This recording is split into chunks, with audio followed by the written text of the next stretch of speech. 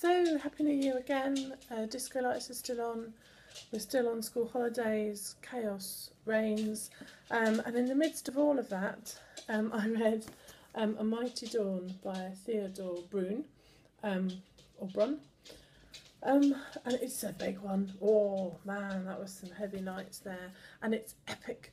It's fighting and wars, and we're in Scandinavia. We are Jutes and Norsemen, and it's it's very interesting. It's good. Get that out of the way. It's a good one. It's in three quite distinct sort of sections, three parts to it, and it follows the life of one man.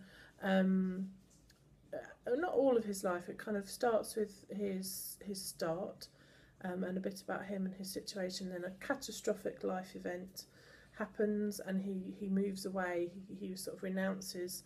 He's a prince, and he renounces his family and moves. And so then we have him travelling, meeting his sidekick, who's a brilliant character. I loved him, probably the best.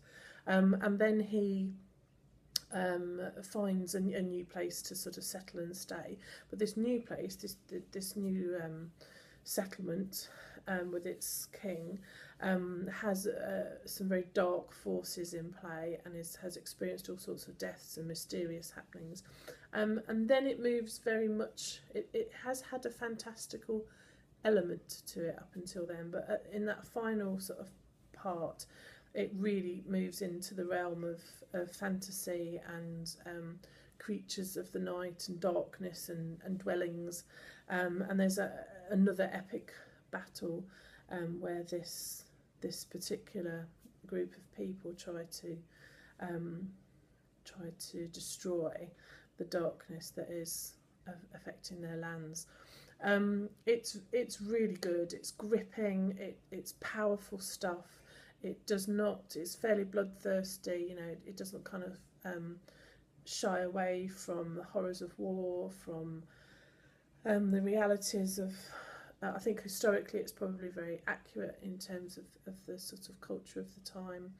A little bit of sex, not a huge amount, nothing grotesque or inappropriate. It's good. It's good.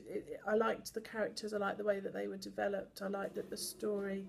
That you knew there was something happening or something not right, but it was still a surprise when you got there. That was really satisfying. The only thing I just isn't for me, and it's a very, very personal thing, some people love it, is I really, really do not like books that don't properly finish. And this is clearly part of something else, that it kind of just ends, and you could easily turn to the page one of the next book and carry straight through. And so it wasn't the ending, the sort of ending I really like. But that's not to say it's not good and you shouldn't read it. And I will definitely be wanting to read the books that come on, because the queen of this new holding that he ends up in is clearly a very mysterious and unpleasant, I think, person. So I want to know what's happening with her, because I think she may have some tales to tell. And I don't think that he has finished his work of pulling this particular place away from the dark forces that are around. I think the dark forces are actually inside the walls. So I think there's loads more to come, and I think it's really juicy. I think there's loads that Theodore Brun can do with it. I'm sure he's already got that all in hand. He's actually a scholar. He's actually done a lot of classical. His background, his degree and onward, are based in this world, and so that really shines through, that authenticity and that knowledge. Just, I think, although it's not obvious, it's not.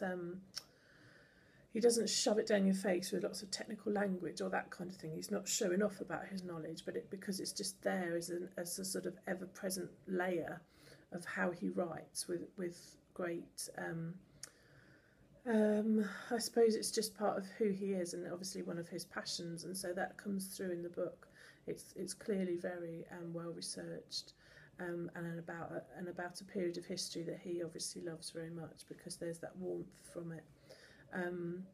And I guess it's all those little things that he knows that he puts in the book that make it feel much more realistic as you're reading it, about something I don't particularly know a huge amount about that period or about those countries. So I found it fascinating. I definitely want to read more. As sort of first novels go, it's quite impressive, just the kind of depth of it, and the length of it is really good. I also really liked, I had a map in this one, and I really like a map. I find that very helpful as I'm going through. The names are Scandinavian, and so they took me a little while to get my head around, just making sure that I wasn't getting people wrong by mixing them up. And the main character changes his name a couple of times. But it's a great book. It is epic, and there is death and there is sadness, but there is also humour, and there is also sort of gaiety and joy as well. So definitely worth a read. I would definitely recommend it. I thoroughly enjoyed it, and there will be an interview with Theodore on the website later. It's A Mighty Dawn. Go get it.